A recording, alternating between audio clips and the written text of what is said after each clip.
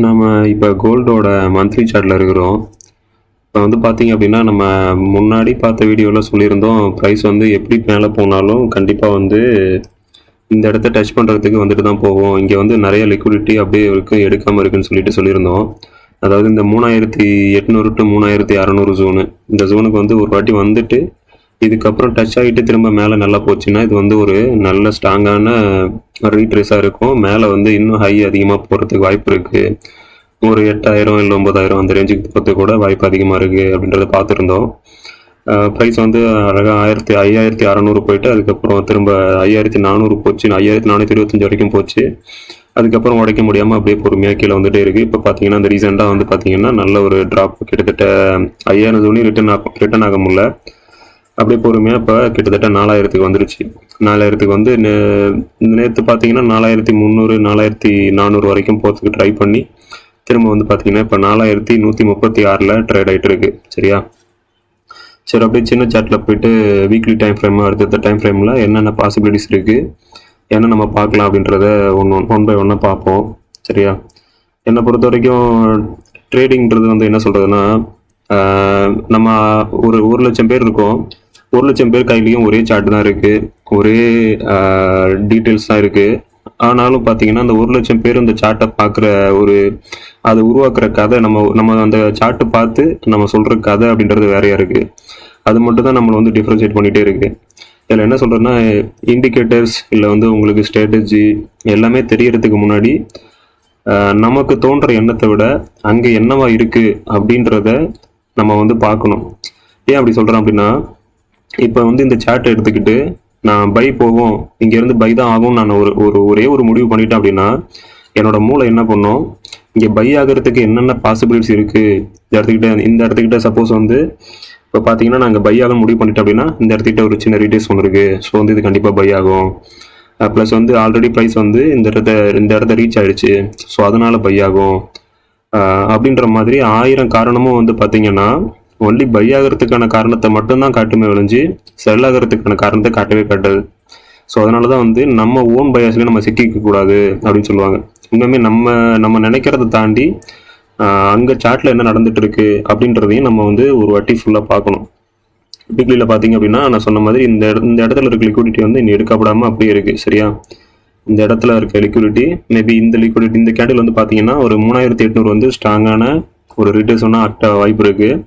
ஏன் அப்படின்னா இந்த 3800க்கு வரும்போது இங்கே தான் வந்து இந்த மொத்த மூவ்மெண்ட் ஸ்டார்ட் ஆகிருக்கிறது. எங்கே அப்படின்னா இந்த இடத்துக்கு தான் ஸ்டார்ட் ஆகிருக்கு. ஸோ இந்த மூவ்மெண்ட் வந்து மேபி இந்த லிக்விடிட்டி எடுத்து இங்கே கீழே இருக்கிற லிக்விடிட்டி இந்த லிக்விடிட்டி எடுத்துட்டு திரும்ப மேலே போகிறதுக்கு அதிக வாய்ப்பு இருக்குது அப்படின்றத பார்க்குறோம். ஸோ வந்து இது வரைக்கும் வந்துருச்சு. மேபி வந்து இந்த லிக்விடிட்டி எடுத்துட்டு மேலே போகுதா, இல்லை சும்மா ஒரு ஷார்ட் டேர்மாக திரும்ப வந்து மேலே போயிட்டு இது வரைக்கும் போயிட்டு திரும்ப கீழே வருதா அப்படின்றத வெயிட் பண்ணி தான் பார்க்கணும். சரியா? இப்போ வந்து இதில் சொல்கிறது என்ன சொல்கிறது, இப்போ நான் சொல்லிட்டேன் இதுதான் நடக்க போகுது, ஆனால் இது எந்த விதத்தில் நடக்க போகுது அப்படின்றது தான் மொத்தம் ஹோல் கான்செப்ட். ஓகேவா? இப்போ இங்கேருந்து 2 பாசிபிள் நடக்கும். ஒன்று வந்து டைரெக்டாக ஃபஸ்ட்டு போயிட்டு இப்படி எடுத்துகிட்டு போகலாம். அப்படி இல்லை அப்படின்னா இங்கேருந்து ஒரு சின்ன மூவ்மெண்ட் கொடுத்து இப்படி வந்துட்டு போகலாம். சரியா? வீக்லி டைம் ஃப்ரேமில் இந்த 2 பாசிபிலிட்டிஸ் நடக்கும்.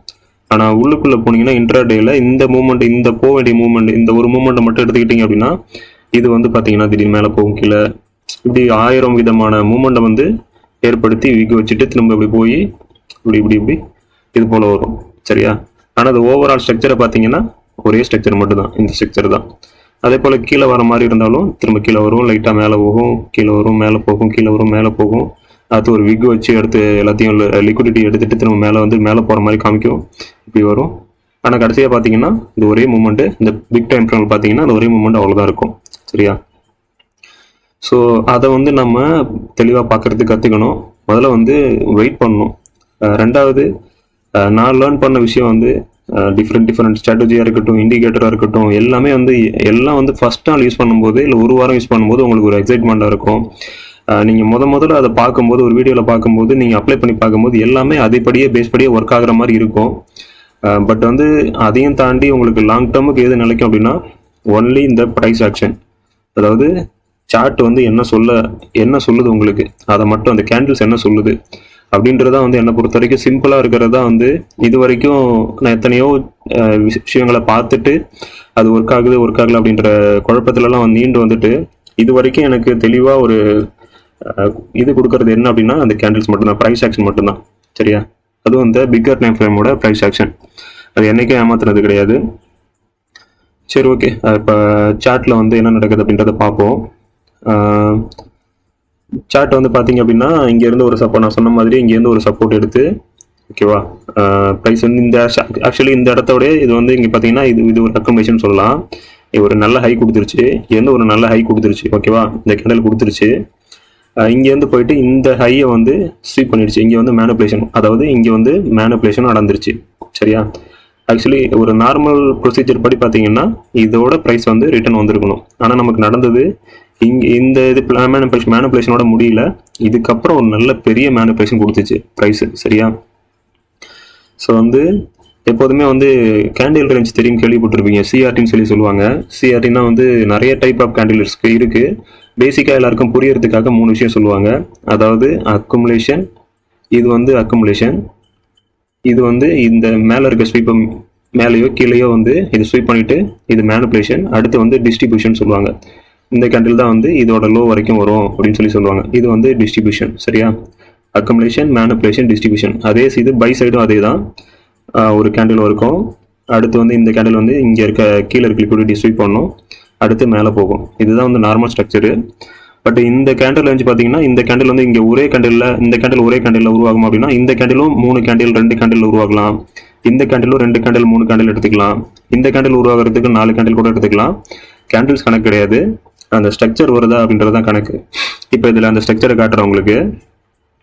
இப்போ பார்த்தீங்க அப்படின்னா இதில் வந்து என்ன ஸ்ட்ரக்சர் அப்படின்னா, இப்போ வந்து இது வந்து இந்த ஜோன் வந்து அக்குமுலேஷனு, இந்த ஜோன் வந்து மேனிபுலேஷனு, இந்த ஜோன் வந்து டிஸ்ட்ரிபியூஷன். சரியா? இப்போ பார்த்தீங்கன்னா உங்களுக்கு புரியும். இது ஒரு அக்குமுலேஷனு, இது ஒரு மேனிபுலேஷனு, இது டிஸ்ட்ரிபியூஷன். ப்ரைஸ் வந்து நல்லா அழகாக கீழே போயிட்டு திரும்ப மேனிபுலேஷன் பண்ணிவிட்டு திரும்ப இப்போ அந்த மூவ் வந்து டிஸ்ட்ரிபியூஷன் ஸ்டார்ட் பண்ணியிருக்கு. இந்த டிஸ்ட்ரிபியூஷன் வந்து இந்த அதாவது இங்கே உருவாயிருக்க இந்த இடத்த இப்படி தாண்டி இங்கே போயிட்டு க்ளோஸ் பண்ணுறது தான் அதிக பாசிபிலிட்டிஸ் இருக்குது. சரியா? ஓகே, மேனிபுலேஷன் முடிஞ்சு. இப்போ இந்த இது க்ளோஸ் வந்து இந்த இதுக்கு கீழே வச்சிருச்சு அப்படின்ற பட்சத்தில் இப்படி கீழே வச்சிருச்சு அப்படின்னா இது வந்து செல்ல ஆரம்பிச்சிருச்சுன்னு அர்த்தம். திரும்ப என்ன பண்ணணும், இப்படி போயிட்டு இப்படி வரும். இதுதான் ஸ்ட்ரக்சரு. பட் ஆனால் நமக்கு வந்து என்ன நடக்குது அப்படின்றத பார்ப்போம். இது வந்து இந்த இது கீழே வைக்காம சப்போஸ் வந்து இங்கேருந்தே வந்து இந்த இதை உடைக்காம சப்போஸ் இது வரைக்கும் கூட வந்துட்டு ஒரு வீக் வச்சு இந்த லிக்விடிட்டி எடுத்துட்டு பாடி வந்து மேலேயே க்ளோஸ் பண்ணி போச்சு அப்படின்னா ஸ்டில் வந்து பை வந்து கண்டினியூ ஆகும். அதாவது பிக்கர் டைம் ஃப்ரேமில் பை கண்டினியூ ஆகும் அப்படின்றதையும் நம்ம பார்க்கலாம். சரியா? ஓகே, இப்போ வந்து நமக்கு பார்த்தீங்கன்னா நான் சொன்னபடி இது கேண்டில் ரேஞ்ச் தேடிப்படி பார்த்தீங்க அப்படின்னா இது வந்து அக்குமுலேஷன், மேனிபுலேஷன் முடிஞ்சு அடுத்த டிஸ்ட்ரிபியூஷன் இது எடுத்து இப்போ வந்து கீழே வரைக்கும் வந்துருச்சு. வெதர் இப்போ வந்து இந்த சப்போர்ட் இருக்கிற லிக்விடிட்டியை உடச்சி எடுத்து பாடி க்ளோஸ் வைக்குதா, இல்லை விக் மட்டும் வச்சு இந்த இதை எடுத்துட்டு திரும்ப மேலே போதா அப்படின்றது தான் வீக்லி டைம் ஃப்ரேமில் நம்மளோட கான்செப்ட் நம்ம பார்க்க வேண்டியது, வேறு எதுவும் கிடையாது. அடுத்து வந்து டெய்லி டைம் ஃப்ரேமில் போய் பார்த்தோம் அப்படின்னா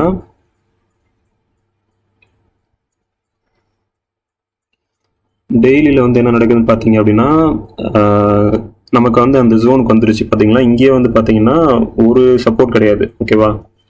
இது வந்து மேஜர் சப்போர்ட், அதாவது மூவ்மெண்ட் ஸ்டார்ட் ஆன மேஜர் சப்போர்ட் இதுதான் நல்ல பேஸு. அதுக்கப்புறம் திரும்ப ஒரு வாட்டி ப்ரைஸ் வந்து இங்கே ரிஜெக்ட் ஆகிற மாதிரி காட்டியிருக்கு. ஸோ ப்ரைஸ் வந்து இப்போ இந்த இடத்துக்கிட்ட அதோட ரிஜெக்ஷனை காமிச்சிருக்கு. இங்கே வந்தோடனே ரிஜெக்ட் ஆகி 4000, அதாவது கிட்டத்தட்ட 4033, 4000 உடைக்கல, 4033 இந்த சப்போர்ட்டை ஏற்கனவே நடந்த ரீட்ரேஸ் ஜோனை ஒரு நல்ல சப்போர்ட்டாக எடுத்து ப்ரைஸ் இங்கேருந்து மேலே போயிட்டு திரும்ப இப்போ இங்கே இருக்கிற லிக்விடிட்டி எடுக்கிறதுக்காக வந்துட்டு இருக்கு. ஓகேவா? நல்லா பார்த்தீங்கன்னா தெரியும், டே சைடில் இந்த இடத்துக்கிட்ட இந்த லிக்விடிட்டி வந்து எடுக்கப்படாமல் இருந்தது. ஓகேவா? ஸோ இந்த லிக்விடிட்டி எடுக்கிறதுக்காக ப்ரைஸு இங்கே வந்துருச்சு. ஓகே, இப்போ இதை எடுத்துருச்சு. இதை எடுத்துட்டு இங்கேருந்து மேலே போதா, இல்லை இன்னும் வந்து இதை ஃபுல்லாக க்ளோஸ் பண்ணி இங்கே கீழே இருக்க லிக்விடிட்டி எதுவும் எடுக்கிறதுக்கு ப்ரைஸ் கீழே வருதா? ஏன்னா வந்து 4000 அப்படின்ற லெவலில் நிறைய பையஸ் வந்து போட்டு வச்சிருப்பாங்க. ஏன்னா 4000 வந்து ஒரு மிகப்பெரிய ரவுண்ட் ஃபிகர். ஸோ 4000, 3800 வரைக்குமே வந்து நிறைய வந்து பழைய ஆர்டர்ஸுமே வந்து நிறைய ஹோல்ட் பண்ணி வச்சிருக்கவங்களும் இருப்பாங்க. ஸோ இது வரைக்கும் வந்த ப்ரைஸு என்னோட கெஸிங் இந்த 3800 3900 டச் ஆகாமல் இது மேலே போகாது, இந்த ஜோனை விட்டு மேலே போகாது. அதே போல் இது உடனே இந்த இடத்த விட்டு மேலே போயிடாது. இங்கே இருக்க விக்கு ஃபார்ம் பண்ணிவிட்டு இங்கே ஒரு ஸ்ட்ரக்சர் இது போல் பிகர் டைம் ஃப்ரேமில் ஃபார்ம் பண்ணிவிட்டு அதுக்கப்புறம் தான் எனக்கு தெரிஞ்சு நல்ல ஸ்ட்ராங்கான ஒரு கேண்டில்ஸ் வந்து ஃபார்ம் பண்ணிவிட்டு அதுக்கப்புறம் ஒரு ஸ்ட்ரக்சர் உருவாக்கிட்டு அதுக்கப்புறம் தான் மேலேயோ கீழேயோ போகும் அப்படின்றது என்னோட ப்ராபபிலிட்டி. சரி, என்ன நடக்குது மார்க்கெட்டில் அப்படின்றத பார்ப்போம். ஓகேவா? ஸோ நமக்கு இப்போ இந்த இடம் தான் ஃபோக்கஸு. நமக்கு தெரிய வேண்டியது இந்த இடத்த விட்டு மேலே போதா கீழே வரப்போதா. இப்போ வந்து இதை வீக்லி டைம் ஃப்ரேமில் வந்து நல்லா கவனிச்சிங்க அப்படின்னா உங்களுக்கு இன்னொரு விஷயம் புரியும். பொதுவாக வந்து வீக்லி தான் கேண்டில் ரேஞ்ச் தெரிய வந்து நான் வந்து இதில் மெயினாக பார்ப்பேன் அப்படின்னா வீக்லியை பொறுத்து தான் பார்ப்பேன். இப்போ இந்த ஆரஞ்சு கலர் கோடு இருக்கிறது உங்களுக்கு தெரியும், சரியா? இந்த ஆரஞ்சு கலர் கோடு என்ன அப்படின்னா இது வந்து வீக்லியோட லோ, போன வாரத்தோட வீக்லியோட ஹை. ப்ரைஸ் வந்து ஸ்டார்ட் ஆகும்போது வீக்லி ஹை மேலே வந்து உடச்சிட்டு இங்கே இருக்க லிக்விடிட்டி எடுத்துட்டு இப்போ வந்து நேராக கீழே வந்துட்டு இருக்கு. நம்ம அதாவது இந்த கேண்டில் ரேஞ்ச் தெரிய வந்து பார்த்தீங்கன்னா 2 கேண்டில் நடக்கும், 3 கேண்டிலே நடக்கும், 4 கேண்டில் நடக்கும், 6 கேண்டில் நடக்கும். ஆனால் வந்து கான்செப்ட் ஒன்று தான், அக்குமுலேஷன், மேனிபுலேஷன், டிஸ்ட்ரிபியூஷன். இந்த 3 விஷயம், அக்குமுலேஷன், மேனிபுலேஷன், டிஸ்ட்ரிபியூஷன், அதாவது ஆக்சலரேஷன் சொல்லுவாங்க. இந்த 3 விஷயம் தான் நடக்கும். இது வந்து பார்த்தீங்க அப்படின்னா வீக்லியில் வந்து பார்த்தீங்கன்னா மேலே டாப்பில் இருக்க லிக்விடிட்டியை எடுத்துட்டு திரும்ப வந்து ப்ரைஸ் வந்து நேராக கீழே வந்துருச்சு, சரியா? கீழே வந்துட்டு கீழே போயிட்டு இருக்கு இப்போ. ஸோ வந்து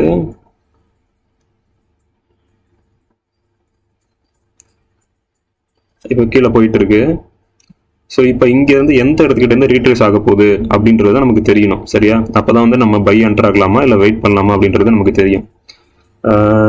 ஸோ வந்து இப்போ ப்ரைஸ் வந்து ட்ரேட் ஆகிட்டு இருக்க இடம் பார்த்தீங்க அப்படின்னா இங்கே பாருங்கள், இது வந்து ஒரு நல்ல இங்கே வந்து ஒரு ஏற்கனவே ஒரு சின்ன செல் இருக்குது. அதாவது செல் ஆட்டோன்னா இங்கே ஒரு லிக்விடிட்டி இருக்குது, பை லிக்விடிட்டி இருக்குங்க இந்த இடத்துக்கிட்ட.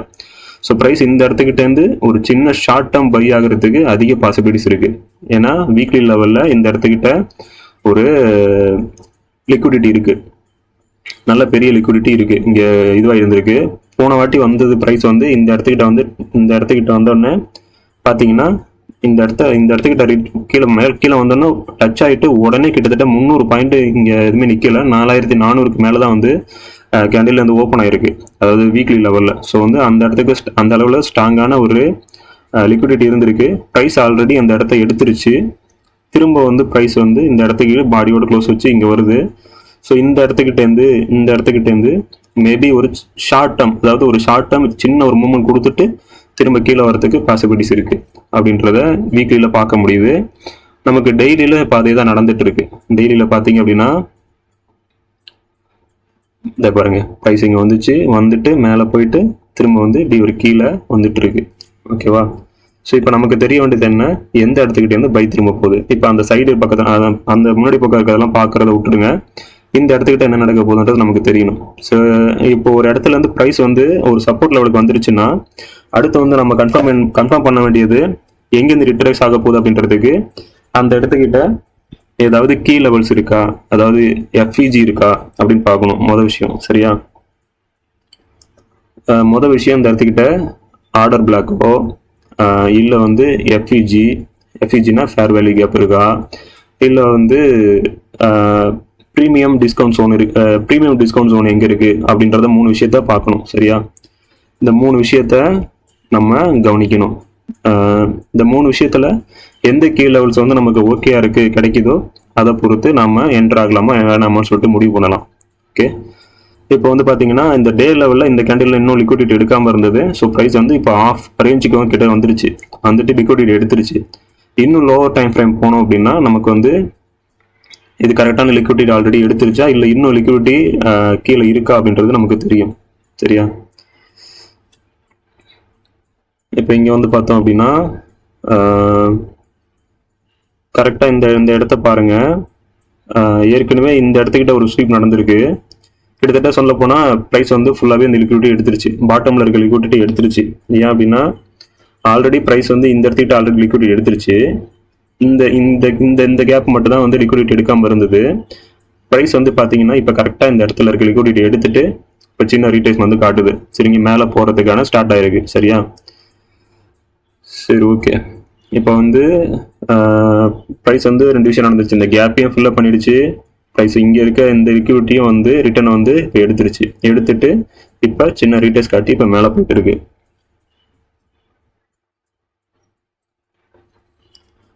அடுத்து வந்து நம்ம பண்ண வேண்டியது என்ன, ஓகேவா? சரி, இப்போ இந்த மாதிரி வந்துட்டீங்க அப்படின்னா என்ன பண்ணுங்க, ஒரு 4 ஹவர்ஸில் போயிட்டு இப்போ மார்க்கெட் வந்து மேலே போகுமா கீழே போகுமா, ஃபஸ்ட்டு வந்து பிக்கர் டைம் ஃப்ரேமில் நம்ம ஸ்ட்ரக்சர் அனலைசிஸ் எல்லாமே முடிச்சுட்டு என்ன பண்ணணும், இப்போ இந்த கேண்டில் நமக்கு தெரியணும், இந்த கேண்டில் தான் நமக்கு மேலே போதா கீழே வரப்போதான்னு தெரியணும். ஸோ இந்த கேண்டில் வந்து ஹை அண்ட் லோ வந்து மார்க் பண்ணிக்கோங்க. மார்க் பண்ணிட்டு அடுத்து என்ன பண்ணுங்க, இந்த ஒரு நிமிஷம், ஓகேவா? இப்போ வந்து பார்த்தீங்க அப்படின்னா இந்த கேண்டில் மட்டும்தான் நமக்கு வேலை. ஓகே, இந்த கேண்டிலோட ஹை லோவில் தான் வேலை. இந்த ஹை லோவில் என்ன பண்ண போகுது அப்படின்றத பார்க்கணும். நார்மலாக இன்ட்ராடேக்கு நான் பார்க்குறது வந்து 4 ஹவர்ஸ் தான் பார்ப்பேன். 4 ஹவர்ஸில் ஒரு கேண்டிலை மார்க் பண்ணிவிட்டு அடுத்து வந்து 1 ஹவர் கேண்டிலுக்கு போயிட்டு அந்த 1 ஹவரில் அந்த பாடி வந்து எப்படி க்ளோஸ் வைக்குது, அதாவது கேண்டில் ரேஞ்ச் தெரியும் என்ன சொல்லுது அப்படின்றத பார்க்கணும். சரியா? இப்போ 1 ஹவரில் பார்த்தீங்க அப்படின்னா இந்த கேண்டில் வந்து வந்திருக்கு. அடுத்த ஒரு கேண்டில் இதுக்கு கீழே ஓப்பன் ஆயிருக்கு. பட் வந்து இன்னும் க்ளோஸ் வைக்கல. பார்த்தீங்கன்னா கீழே வரைக்கும் போயிட்டு லிக்விடிட்டி எடுத்துட்டு இது மேலே போயிட்டு இருக்கு. சப்போஸ் வந்து இந்த கேண்டில் வந்து இந்த பாடி வந்து இதுக்கு மேலே இப்போ வந்து கரெக்டாக தான் போயிட்டு இருக்கு, மேலே இன்னும் கொஞ்சம் போயிட்டு இதுக்கு மேலே க்ளோஸ் வச்சிருச்சு அப்படின்னா இது வந்து கண்டிப்பாக வந்து ஒரு மேனிப்புலேஷன் அப்படின்றது நமக்கு மேனிப்புலேஷன், அதாவது இங்கே கீழே இருக்க லிக்விடிட்டி எடுத்துருச்சு அப்படின்றது முடிவாயிடும். ஸோ அடுத்த கேண்டில் உருவாகிறது வெயிட் பண்ணணும். அடுத்த கேண்டில் உருவாகுதுன்னு உடனே இப்போ மேனிப்புலேஷன் நடந்துருச்சு அப்படின்றதுக்காக இங்கே வந்து என்ட்ரி எடுத்துடக்கூடாது. அடுத்த கேண்டில் என்ன பண்ணுதுன்றதை பார்க்கணும். ஸோ அடுத்த கேண்டில் என்ன நடக்க வாய்ப்பு இருக்குது அப்படின்னா, இங்கே பார்த்தீங்க அப்படின்னா இப்போ இன்னும் சின்ன டைம் ஃப்ரேம் போய்க்குவாங்க, ஒரு 15 மினிட்ஸ் டைம் ஃப்ரேம் போயிட்டு பார்த்தீங்கன்னா இன்னும் உங்களுக்கு தெளிவாக தெரியும் என்ன நடக்குது அப்படின்றது தெளிவாக புரியும். ஓகேவா? இப்போ பார்த்தீங்கன்னா 15 மினிட்ஸில் நம்ம 90 மினிட்ஸ் பார்த்த மாதிரி 90 மினிட்ஸ் வந்து இங்கேருந்து ஒரு கேண்டில் வந்துட்டு, அதாவது 1 ஹவர் கேண்டில் வந்து ஒரு கேண்டில் வந்துட்டு திரும்ப வந்து இந்த விக்கு வச்சுட்டு திரும்ப மேலே போயிட்டு இருக்கு. அதாவது லாஸ்ட் கேண்டிலோட பாடியில் க்ளோஸ் ஆகிற மாதிரி போயிட்டு இருக்கு. இதே இப்போ 15 மினிட்ஸ் வந்து பார்த்தீங்க அப்படின்னா இங்கே பார்த்தீங்கன்னா அழகாக திரும்ப ஒரு பை ஆகுது. இது பை ஆன உடனே இப்போ பை திரும்பிடுச்சு அப்படின்னா உடனே எடுக்கக்கூடாது. எப்போதுமே வந்து ஒரு ஸ்ட்ரக்சர் என்ன பண்ணும் அப்படின்னா ஃபஸ்ட்டு இங்கே வரும், அடுத்து இப்படி கீழே போயிட்டு மேனிப்புலேஷன் பண்ணணும், திரும்ப கொஞ்சம் தூரம் இதில் வந்து இங்கே இருக்கக்கூடிய லிக்விடிட்டி எடுக்கிறதுக்காக ப்ரைஸ் வந்துட்டு இந்த இடத்துக்கிட்ட ரிஜெக்ட் ஆகுதா அப்படின்றத பார்க்கணும். இந்த இடத்துக்கிட்ட ரிஜெக்ட் ஆனால் மட்டும்தான் இங்கே என்ட்ரி ஆகிட்டு இதை ஸ்டாப்பஸாக வச்சு நம்ம ட்ரேட் எடுக்கணும். சம்டைம் வந்து இது வந்து மேபி மேனிப்புலேஷன் இன்னும் முடியாமல் இருக்கலாம். சரியா? நம்மளை வந்து அதுவும் இந்த ஃப்ரைடே டைம்லலாம், ஃப்ரைடே மண்டேலாம் இந்த மேனிப்புலேஷன் வந்து இன்னுமே இதுவும் வந்து நமக்கு மேனிப்புலேஷன் முடிஞ்சாலும் தெரியாது. இன்னும் கூட நேராக கீழே வந்து மேனிப்புலேஷன் எடுத்துட்டு திரும்ப ஒரு இங்கே இருக்கிற லிக்விடிட்டி எடுத்துட்டு ஃபேர் வேல்யூ கேப்பை ஃபில்லப் பண்ணிட்டு ப்ரைஸ் மேலே போகலாம். ஸோ இந்த மேனிப்புலேஷன் முடிகிற வரைக்கும் வெயிட் பண்ணணும். இங்கே தான் வந்து நம்மளோட அதிகமான காசு வெளியாக போகிறது எங்கே போகுதுன்னா இந்த மேனிப்புலேஷன் ஜோனில் தான் போகும். ஏன்னா நமக்கு இது மேனிப்புலேஷன் முடிஞ்சிருச்சான்னு தெரியாது.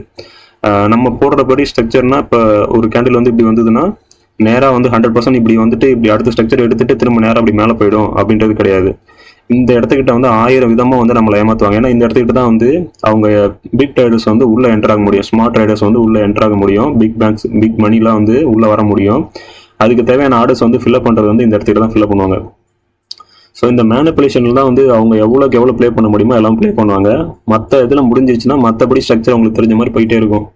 ஆனால் இந்த இடத்துக்கிட்ட என்ட்ரி ஆகும்போது கரெக்டாக நம்ம ஸ்டாப் லாஸ் ஹிட் ஆகிடாமல் அதிக லாஸும் ஆகிடாமல் நம்ம கரெக்டாக என்ட்ரி ஆகணும். ஸோ இதில் தான் மொத்த கேம் இருக்குது. இந்த கேமுக்கு என்ன பண்ணணும் அப்படின்னா முதல்ல வெயிட் பண்ணணும். வெயிட் பண்ணி என்ன கன்ஃபர்மேஷன் கொடுக்குது அப்படின்றத பார்க்கணும். சரியா? இப்போ இந்த இடத்துக்கிட்ட பார்த்தீங்கன்னா ஒரு கேண்டிலாக நம்ம செக் பண்ணணும். இப்போ இந்த கேண்டில் உருவாயிருக்கு. ஓகேவா? இந்த கேண்டில் வந்து பார்த்தீங்கன்னா இன்னும் வந்து பை வந்து ஸ்ட்ராங்காக இருக்குது. பட் வந்து ஒரு சின்ன ரிஜெக்ஷன் காட்டுது. செல்லர்ஸ் வந்து கீழே மூவ் பண்ணணும்னு ட்ரை பண்ணுறாங்க அப்படின்றத பார்க்கணும். ஓகேவா? இப்போ இன்னும் 5 மினிட்ஸில் போய் பார்த்தீங்க அப்படின்னா இப்போ வந்து நான் சொன்ன மாதிரி ஒரு ஸ்ட்ரக்சர் உருவாயிடுச்சு அப்படின்னா அதாவது அக்குமுலேஷன் இது மேனிப்புலேஷன் முடிஞ்சிட்டு திரும்ப வந்து ப்ரைஸ் வந்துடுச்சு. திரும்ப வந்து இங்கே வந்து எடுக்கிறதுக்கு இந்த இடத்துக்கிட்ட ஏதாவது ஃபேர் வேல்யூ கேப்போ இல்லை வந்து ஆர்டர் பிளாக்கோ ஏதாவது இருக்கணும். ஸோ இந்த இடத்துக்கிட்ட ஆர்டர் பிளாக் மட்டும் தான் இருக்குது. ஃபேர் வேல்யூ கேப் எல்லாமே ஆல்ரெடி ஃபில்அப் பண்ணிடுச்சு. ப்ரைஸ் ஃபில்அப் பண்ணிடுச்சு.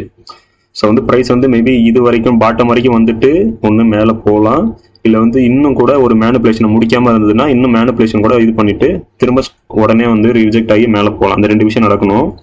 ஸோ இந்த இடத்துக்கிட்ட நம்ம என்ன பண்ணணும்னா வெயிட் தான் பண்ணணும். வெயிட் பண்ணி என்ன இது பண்ணுதுன்னு சொல்லிட்டு பார்க்கணும். இன்னொரு விஷயம் இங்கே கவனிச்சிங்க அப்படின்னா இது வந்து இது ஏஷியன் செஷனு, இது வந்து லண்டன் செஷனு. லண்டன் செஷனோட மேனிப்புலேஷன் வந்து கீழே பாட்டம் வந்து ஆல்ரெடி லிக்விடிட்டி ஸ்வீப் பண்ணிட்டு இப்போ மேலே போயிட்டு இருக்கு. இப்போ ஒரு சின்ன ரிஜெக்ஷன் காட்டிட்டு இந்த இடத்துக்கிட்ட இல்லை இந்த ஆர்டர் பிளாக் இருக்கிற இடத்துக்கிட்ட ப்ரைஸ் என்ன பண்ணுது அப்படின்றத மூவ் தான் வந்து வெதர் வந்து இது மேலே போகுமா இல்லை கீழே வருமா அப்படின்றத நமக்கு வந்து தெரியப்படுத்தும்.